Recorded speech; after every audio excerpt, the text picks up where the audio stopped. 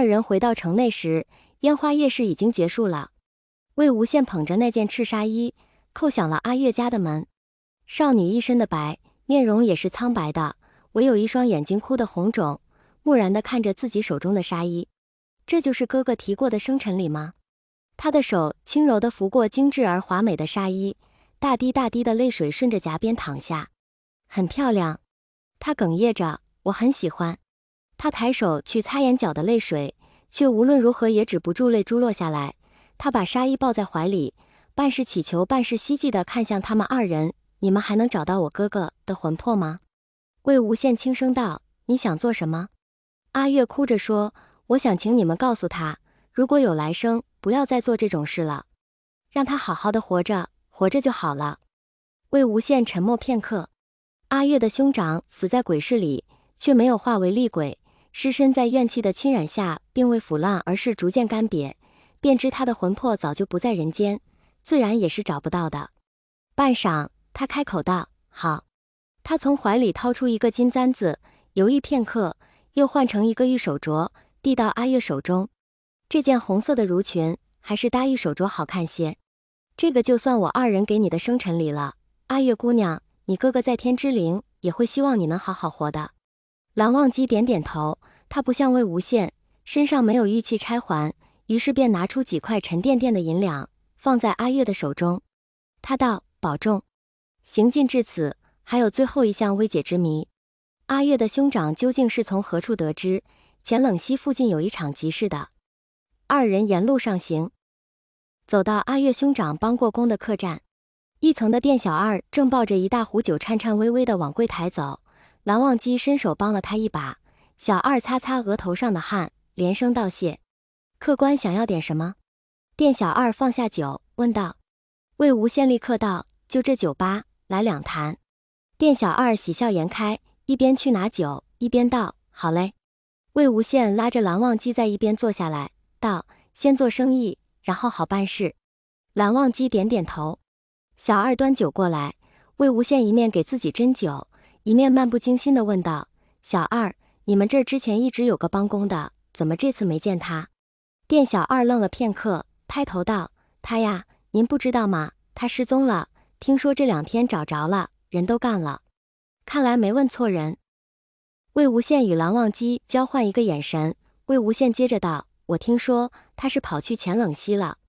好端端的去那种偏僻地方做什么？店小二道，嗨，还不是那个传说。魏无羡道，什么传说？店小二道，就西边有个集市，一般人进不去。他们说集市里有好多稀奇宝贝，他不是有个妹妹吗？家里过得苦，他就想给他妹妹买个好东西，攒了好久钱呢，毕竟稀奇宝贝，谁知道得多少钱呐？要我说，这种传说咱们店里一天能听见7、8起，哪有个个都准的道理？他非得说这个传说是他在伺候什么仙家的大人物的时候听说的，肯定是真的，结果把自己搭进去了。店小二唏嘘地摇摇头，太倔了。老板娘的声音远远地传过来，你跟那干什么呢？一天天的就知道偷懒。店小二连忙站起身来，弯腰陪笑，一路小跑着回去干活了。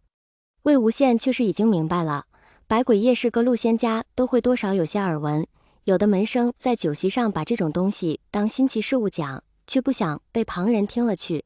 阿月兄妹二人自幼父母双亡，彼此扶持着长大，平时仅仅是活口。眼见着自家妹妹出落得越发漂亮出挑，哥哥看在眼里，忍不住就想要送她一份真正的生辰礼。他不知道那些稀奇宝贝到底有多值钱，只得尽可能多的攒钱，省吃俭用地一点一滴传承，让他有底气去一次乾冷溪的模样。不知是他太幸运还是太不幸，他真的闯进了百鬼夜市，在摊前签下那纸合约，把自己卖给铺主之后，他得到了那件红色的襦裙。可是向两头张望，他却走不出去了。人出不去，那纸合约却要发挥他的效力，将他死死束缚在摊后。鬼市里没有给人吃的东西，四处蔓延的皆是怨气，他本应立刻死去的。可是鬼界是不同的，他的生命力被疯狂的消耗，他的阳气在燃烧，他一天天的瘦下去，干瘪的像一具尸体，但他却仍然是活着的。